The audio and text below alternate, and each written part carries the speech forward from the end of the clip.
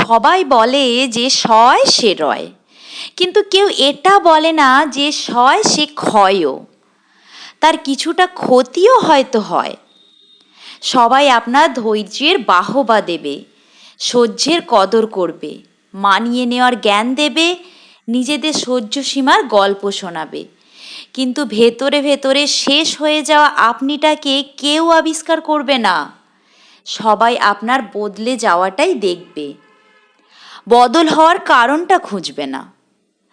পুড়ে ছাই হয়ে যাওয়া মনটাকে কেউ জল দিয়ে শান্ত করবে না, বরং সমালোচনা করে আগুনটা আরও উস্কে দেবে। কাটা ঘায়ে মলম নয়, মানুষ নুনের ছিটে দিতে ওস্তাদ।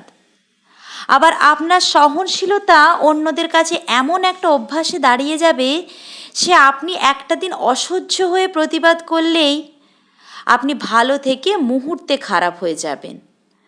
মুখচোরা আপনার নিমেষেই পরিচিতি হয়ে যাবে স্বার্থপর, হিংসুটে বদমাশ নামে। আসলে আপনার মুখ বুঝে সইতে সইতে আর রইতে রইতে থাকাটাই অন্যদের কাছে সত্যি স্বাভাবিক হয়ে যায়।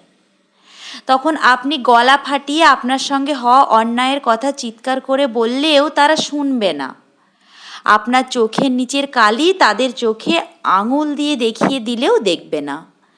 আপনার গালে শুকিয়ে যাওয়া মোটা জলের দাগ তাদের মায়া উদ্রেক করবে না। তারা জানে ওর ভীষণ ধৈর্য, ও ঠিক সহ্য করে মানিয়ে নেবে। এতদিন তো মানিয়ে নিয়েছিল, বাকি দিন কেন নয়? তারা কেউ বলবে না পরিবর্তন দরকার।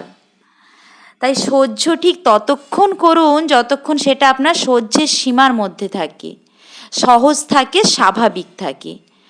অসহনীয় অন্যায় সহ্য করে নিজেকে তিলে তিলে শেষ করায় কোনো গুণপনা নেই, সে রয়ে যাওয়ার কোনো মানেও নেই। কলমে পার্বতী মোদক, কণ্ঠে মৌমিতা।